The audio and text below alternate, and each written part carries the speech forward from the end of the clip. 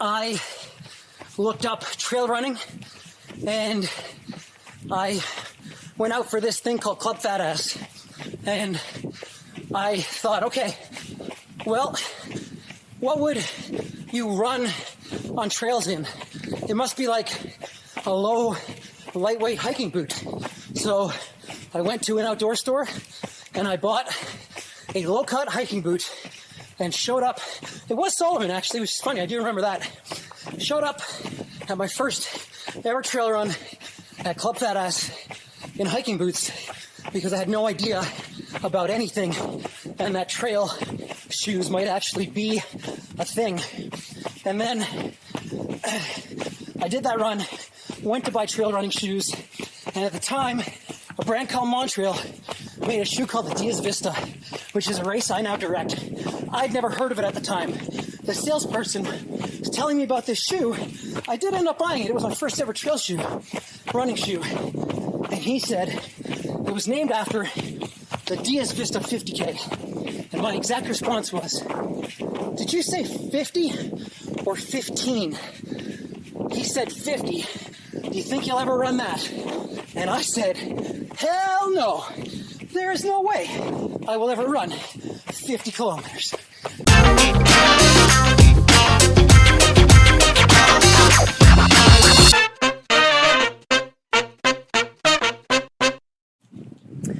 Last day in May, and I find myself on the Vedder Ridge Trail right now, top of Vedder, which is 932 meters. I just did a lollipop loop, sourced a new route that I hadn't done before, so that's been fun. I want to say thank you to my nutrition sponsors, Trail Butter and Endurance Tap. Love this stuff. Definitely recommend it. If you do a flip around there, you can kind of make out Mount Baker a little bit in the clouds there. I think that might be Shooksan Shoulder that you can see off from the viewpoint. And we're going to head down the trail. It is 5:30. It is 5:35 in the evening. To my knowledge, I'm the only person out here right now. When I started, it was pretty chilly. And there's still a bitter wind, but it's definitely cleared off and is a beautiful evening. So this is the closest to home, most accessible area, Vedder. I can do this from home, from my door, and have.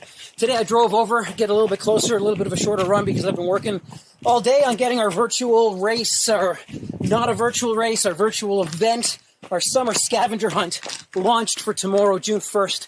If you're interested in that, by the time this goes live, it will be live.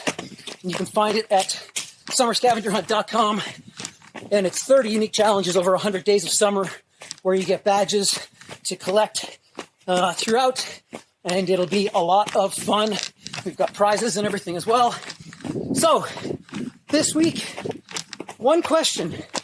Probably going to take the entire time to answer it, depending on how in-depth I want to go with it. And that is, how did I get into ultra running? How did I become an ultra runner and then an ultra runner that didn't totally suck?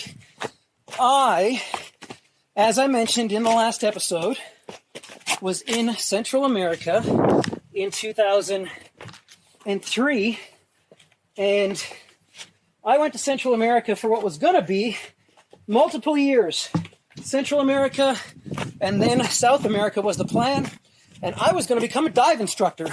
So I left Canada with my mountain bike and enough money to make it through 1 year and to pursue and attain my dive instructor status.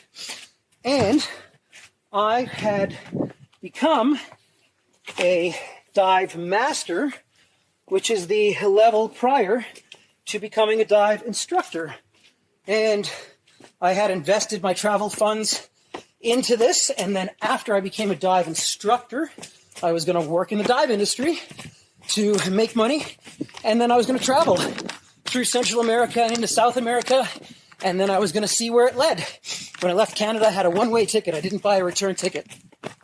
And what happened, I went to Roatan, as mentioned, attained dive master status, and I was on a dive with my group, and I was the sweep off the back of the dive. And I could not get my ears to equalize. And finally my ear gave this big pop and I got nauseous. I started to puke a little bit in my regulator and I started to briefly lose consciousness and I thought I was about to pass out. I was the tail sweep on this dive. We were off a reef. It was endless ocean below me.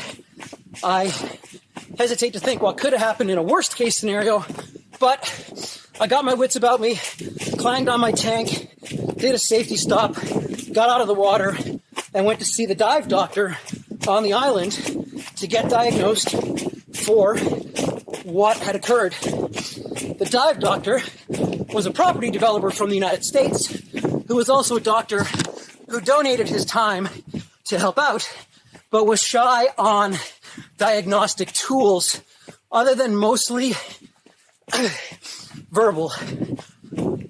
After I communicated to him what had happened, he told me, that I had experienced an inner ear fistula and punctured my eardrum.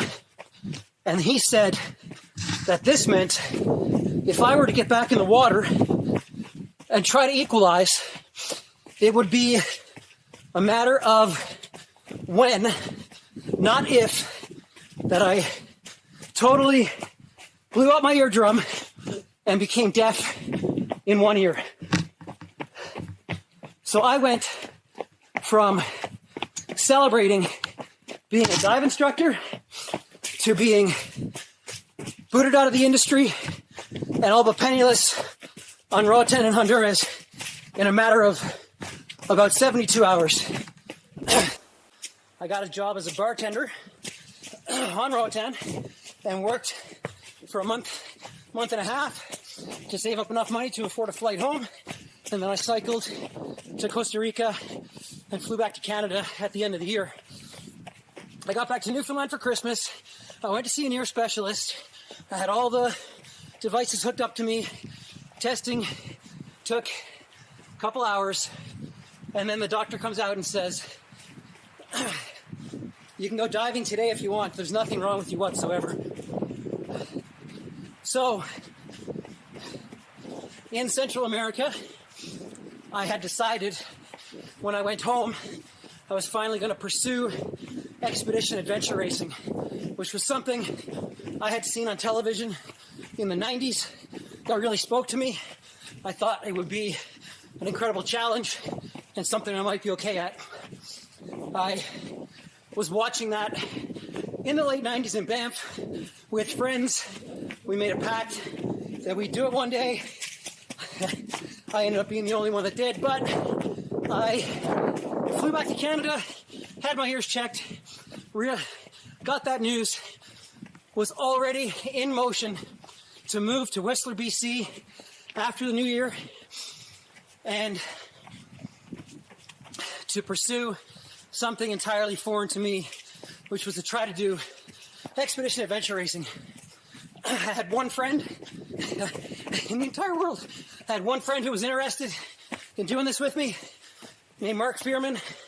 And in January 2004, we moved to Whistler, bought mountain bikes, bought kayaks, and started training for expedition adventure racing.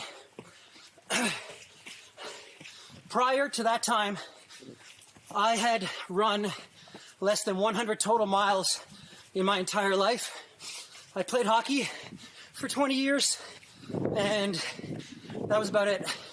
When I lived in Banff, I did some hiking and some mountain biking, but not much. When we moved to Whistler in 2004, it was totally new ground for everything. So, got the bikes, got the kayaks, started training, signed up for the biggest expedition race in the world.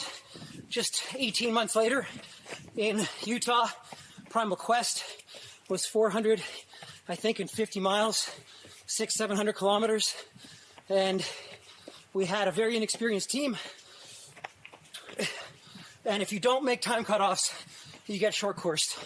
We were the last team in the race to get short coursed.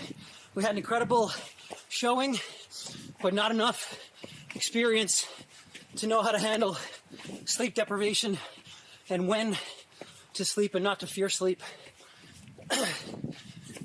We then went to Baja for a race called Baja Travessia, a 3-day.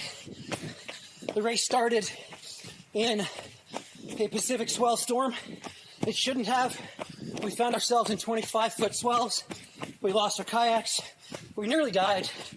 And we got disqualified because we lost our boat. We finished the race as the second overall team, but we were disqualified. And then we went to raid the North Extreme in northern BC, and that was a 3-day race followed by a 2-day race with a split. And they had inflatable kayaks and an old piece of rebar on a beach where we were launching our kayak, ripped a hole in our boat, and we had to patch it back together. And when we finally did, got it safe and seaworthy, we launched at dark, at dusk, and 2 hours later, my teammate was critically hypothermic, and we had to beach our boats, start a fire in the rain forest in recent rains, take out our SAT device and call for help and get a rescue. Took a 24-hour break. We competed in the 2-day race on the other side of that, and I think we were the third team across the finish line, but we were disqualified because we had to call for help on the first stage. And then in 2007, so all of this has happened within less than 2 years. We fly to Australia for the biggest expedition race in the world in 2007, XPD, and it was 850 kilometers long, and I think there were over 60, maybe 70 plus teams from around the world. And during that race, with how much money and misery I'd invested in this sport, I basically prayed to the adventure gods and said, listen, if you can just let us have this one, I swear it'll be the end of me in the sport. I'll sell my bike, I'll sell my kayak, and in the now 3 years that we have been doing this, I had fallen in love with running. It was what came easiest and most natural to me, surprisingly. And we finished XPD as the 15th overall team.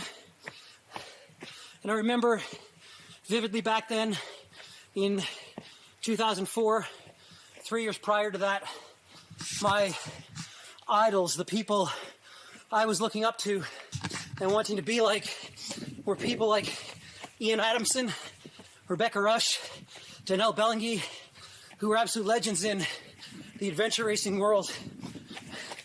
The Kiwi teams, Seagate at the time, just some of the best athletes in the sport. And that's who I wanted to mimic, who I wanted to be like. So finally, in 2007, we got our finish. We finished as the 15th overall team in Australia, and this was in September, and I made good on my promise. I flew home, sold my mountain bike, sold my kayak, and in January 2008, I became an ultra runner, primarily, solely, and started pursuing long races, ultra races, 100-milers.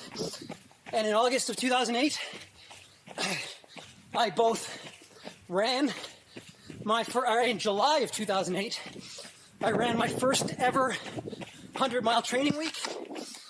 And 3 weeks later, I raced my first ever 100-mile race. I won in a course record time, but it was only a second-year race.